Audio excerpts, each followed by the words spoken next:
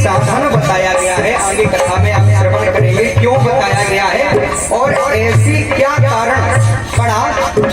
किसी व्यास जी महाराज को लिखना पड़ा यस्य फलम नास्ति तपसा न योगेन समाधना तब फलम लभ्यते सम्मत करोगे सब कीर्तन क्यों लिखना पड़ा वो आप सुनेंगे। लेकिन भागवत में भगवान से मिलने के लिए पहला चरण है प्रेम भगवान से रति होना चाहिए। तो रति कैसे होगी, डूब जाऊंगा, बिल्कुल ऐसा लगना चाहिए कि भगवान हमारे समक्ष खड़े हैं और वो कृपा सिंधु दोनों हाथ हमारे सर पर रखे हुए हैं, हमारा सर उनके चरण कमलों में झुका हुआ है, वो कृपा कर रहे हैं। तो उठाइएगा दोनों हाथ और कहना है क्या,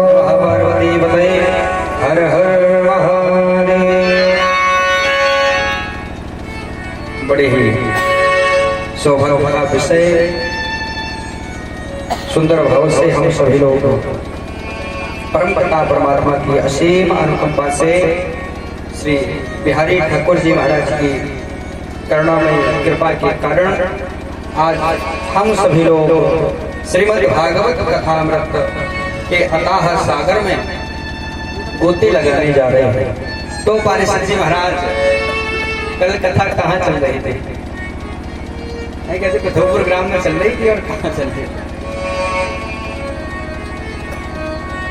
यं प्रभजन्तमनुपेतमपेतकृत्यं द्विपायनो बृहत्यातर आजुहाव पुत्रेति तन्मयतया सर्वो भेदुष तं सर्वभूतहृदयं मुनिमानतोऽस्मि। पारिश जी महाराज, आपने कल सायंकालीन वेला में भागवत के महत्व के प्रथम अध्याय के प्रथम श्लोक का श्रवण पान। दूसरा श्लोक में श्री सुखदेव जी महाराज को प्रणाम किया गया और आपने यह श्रवण किया कि भागवत क्या है। भागा वा और ता किसे कहते हैं? अच्छा, जब श्री व्यास जी महाराज ने भागवत को रचा, ध्यान से सुना, जब रचा और इसको लेकर के भगवान विष्णु के पास गए, अरे प्रभु, यह भेंट हम आपके चरणों में चढ़ाना चाहते हैं।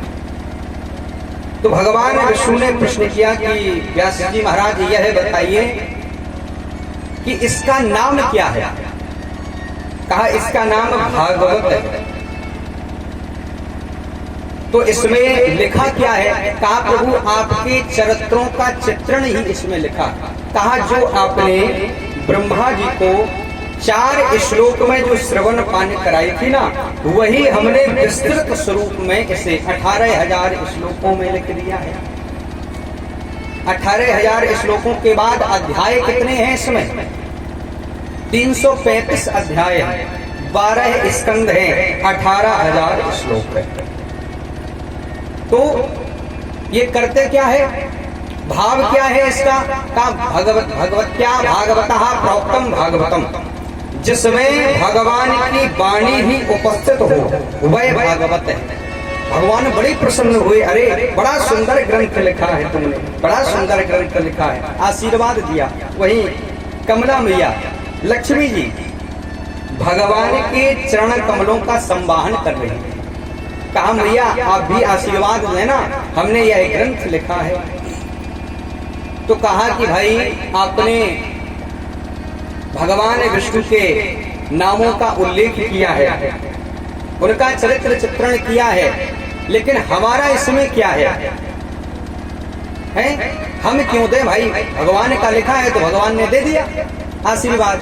कहा नहीं, भागवत का मतलब केवल यही नहीं होता है कि भगवता प्रोक्तम भागवतम। भागवत का मतलब यही भी होता है भगवत्याः प्रोक्तम भागवतम, जिसमें भगवती की वाणी उपस्थित हो, वही भी भागवत है। लक्ष्मी मैया ने कहा ये जबरदस्ती का नाम नहीं चलेगा, हमारा तो नाम भागवत में सुस्पष्ट रूप में होना चाहिए। तो व्यास जी महाराज ने देवी जी को प्रसन्न करने के लिए इसमें श्रीमद और जोड़ दिया। वहीं श्रीमद भागवत महापुराण कैसे बना? पहले तो केवल भागवत ही था, भागवत। तो भागवत क्या था वो हमने कल बताया, भागावाता का क्या मतलब है। अब लक्ष्मी मैया को प्रसन्न करने के लिए आज श्रीमद जोड़ा। अच्छा, अब यही जो भागवत रसिक हैं उन्होंने चिंतन किया, विचार किया, प्रभु हमें यह बात समझ में नहीं आ रही है कि श्रीमद मतलब श्रीमीश पर्यायवाची करते हैं, तो श्रीमीश क्या होती है? लक्ष्मी जी। और लक्ष्मी जी का नाम जोड़ना था तो केवल श्री लिख देते, मद लगाने की क्या आवश्यकता थी? ऐसा क्यों लिखा? श्रीमद क्यों लिखा? कहा श्रीमद भागवत। पारस जी महाराज बना क्या है? श्रीमद भागवत। अच्छा, श्रीमद क्यों जोड़ा? इस कारण से जोड़ा कि जिस भी व्यक्ति को यदि वह यह समझता हो कि भाई संसार में अभिमान कुछ चीजें आ जाएं तो बढ़ जाती हैं, या तो व्यक्ति बहुत सुंदर हो जाए तो फिर तो किसी को समझ में ही नहीं सकता, अरे हम तो हम ही हैं, या तो किसी व्यक्ति के पास बहुत धन हो जाए, या व्यक्ति बहुत ज्ञानी हो जाए तो अभिमान आने लगता है। हम सब सोचते हैं भैया धन आ गया, अब क्या करना है महाराज, धन है तो सब कुछ है, जीवन में संसार में धन से ही सब कार्य होते हैं।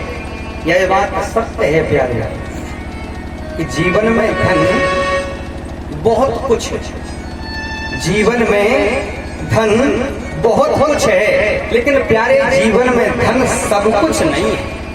यह मानते हैं कि भगवान की पूजा में धन सहायक है, बिना धन के हम पूजा कर सकते हैं, ऐसी बात नहीं कर नहीं सकते, लेकिन सहायक है धन। लेकिन यदि यह कहा जाए कि जीवन में सब कुछ ही धन हो गया, तो सब कुछ धन नहीं है। एक छोटी सी बात से हम घटा करके सोचें कि भगवान ने हमें नेत्र दिए हैं। नेत्र, गौर करें सभी लोग कि भगवान ने हमें नेत्र दिए हैं।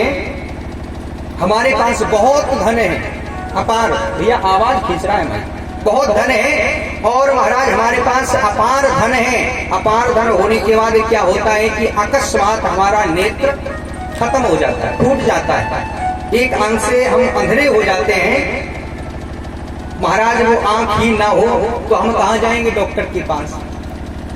तो दूसरी आंख को देख कर के डॉक्टर वैसी आंख पत्थर की लगा तो सकता है, लेकिन कहा जाए कि जो रोशनी चली गई है वो रोशनी आ जाए, तो वो रोशनी नहीं आ सकती। हाँ, इतना कर सकता है कि यदि थोड़ी बहुत रोशनी आपकी आंख में बची है तो उसको थोड़ा बहुत बढ़ा घटा सकता है, लेकिन वो रोशनी जो परमात्मा की थी वो नहीं दे सकता। धन बहुत कुछ है हमारे जीवन में, लेकिन धन सब कुछ नहीं है। आज महाराज यही श्रीमद इस कारण से लिखा कि जीवन में महाराज जब भी हमारे जीवन में अहंकार आ जाए, किसका? श्री माने लक्ष्मी, मदवी से अहंकार, जब हमें लक्ष्मी का अहंकार आ जाए तब हमें भागवत सुनना चाहिए। इसलिए श्रीमद, अच्छा श्रीमद भागवत पुराण था तो पुराण हो गया, लेकिन महापुराण, महा का तिलक कैसे लगा? आज सभी पुराणों ने देखा, सभी ने पढ़ा, अरे महाराज इसकी तो बड़ी महिमा है, बड़ी महिमा है। तो आज सभी पुराणों ने भागवत का गान किया है, इसलिए सभी ने तिलक कर दिया है महा शब्द से। तो आज पूरा शब्द क्या बन गया? नाम क्या हो गया? श्रीमद भागवत महापुराण। बोले भागवत महापुराण की जय। आज बड़े ही सुंदर भाव से है भागीरथ और भागवती, यहाँ पर दोनों गंगा पृथ्वी लोक में हमारे पास दोनों उपस्थित है। भागीरथी भी, गंगा भी उपस्थित है और भागवती गंगा भी यहाँ हम निरंतर गोते लगा ही रहे हैं। एक भक्त खड़ा हुआ, महाराज हमें यह बात यदि हम तोलें, अपने मन में विचार करें कि महाराज भागवत और भागीरथी इन दोनों गंगाओं में यदि कोई विचार करे कि कौन बड़ा है कौन छोटा है, हल्का सा थोड़ा सा बीच डालो, थोड़ा सा। भागीरथी और भागवती गंगा में कौन श्रेष्ठ है? पारिषद जी महाराज यदि यह विचार किया जाए तो सभी संतों ने, महापुरुषों ने, जो वहां विद्वज्जन बैठे थे, उन्होंने कहा इनमें कोई भी फर्क नहीं है। अरे क्या फर्क है? गंगा भी हमें पार करती है और भागवत भी हमें पार करती है, इस धराधाम से भगवान के चरणों तक पहुंचाती है। यही भी पापों को समाप्त करती है और गंगा मैया में भी स्नान करने से पाप विध्वंस हो जाते हैं। ये तो वैसी बात हो गई जैसे कोई कहे कि नाम और नामी में कौन बड़ा है? नाम या नामी में? भाई जैसे मान लो किसी व्यक्ति का नाम है राम, तो अब कोई कहेगा भैया ये जो काम किया है, मान लो किसी ने बहुत अच्छा काम किया, IAS का टेस्ट निकाला है, DM बना है, तो राम नाम था उस व्यक्ति का। अब कोई कहेगा भैया हमें यह बात समझ में नहीं आई है कि जो राम नाम का व्यक्ति है, जो समझना एक ही शब्द का फेर है, यदि आप गौर नहीं करेंगे तो बात जहन में नहीं उतरेगी कि राम नाम का जो व्यक्ति है जिसने DM का टेस्ट पार किया है, तो जो राम नाम का व्यक्ति है वह बड़ा है या राम नाम बड़ा है या शिवम नाम बड़ा है? तो ये तो वही बात हो गई कि नाम और नामी में कौन बड़ा है। फिर कौन कहते भागीरथ और भागवती गंगा में कौन छोटा कौन बड़ा? कौन कहते है ना? तुलसीदास जी महाराज कहते हैं ओ बड़े छोटे कहते आते साधु, बड़े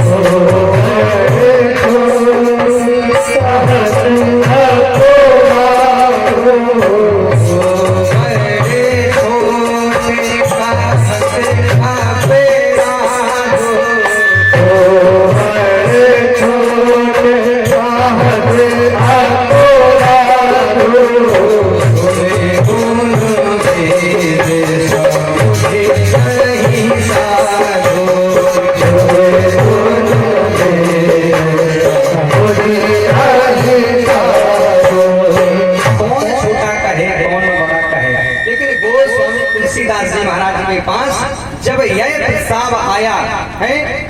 कि कौन बड़ा है, नाम बड़ा है या नामी बड़ा है, तब श्री गोस्वामी तुलसीदास जी महाराज विचार करते हैं।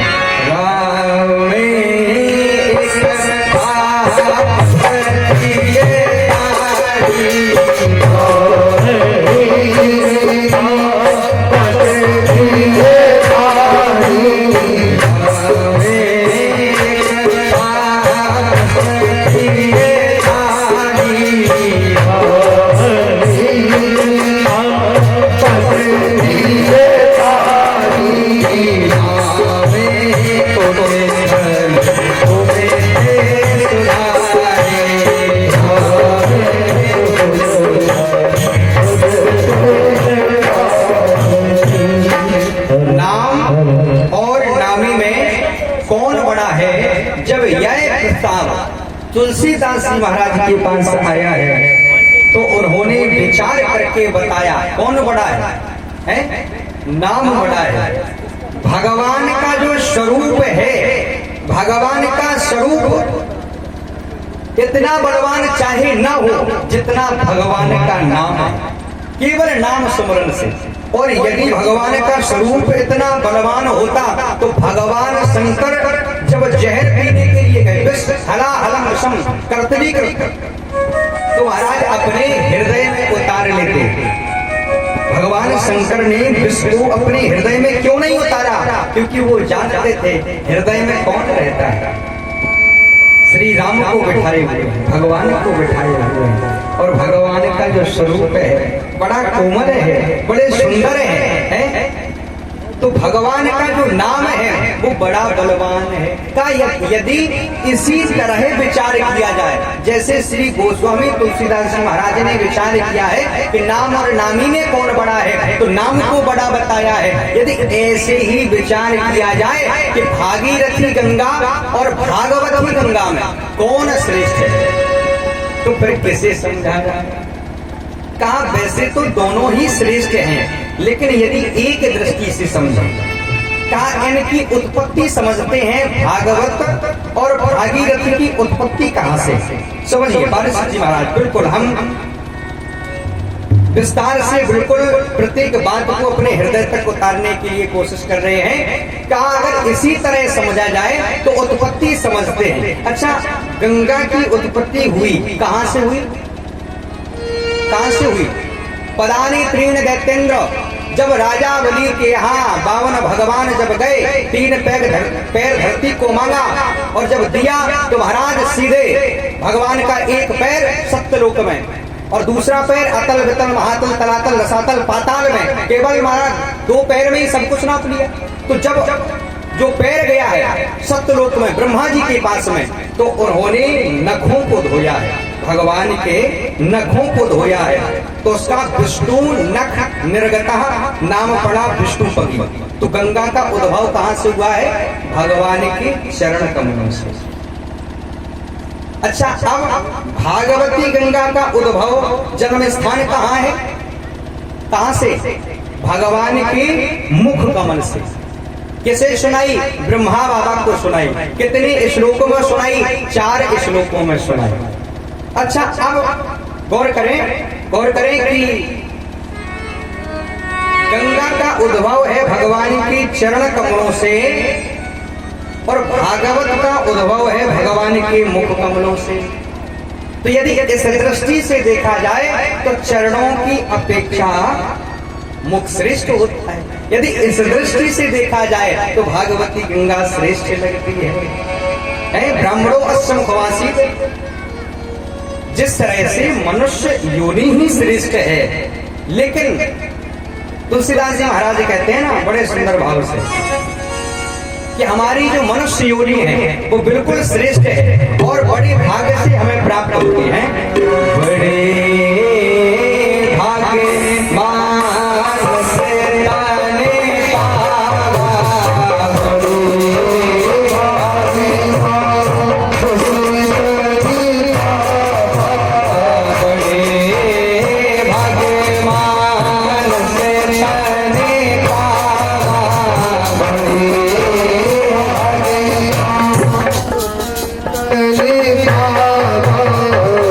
Hare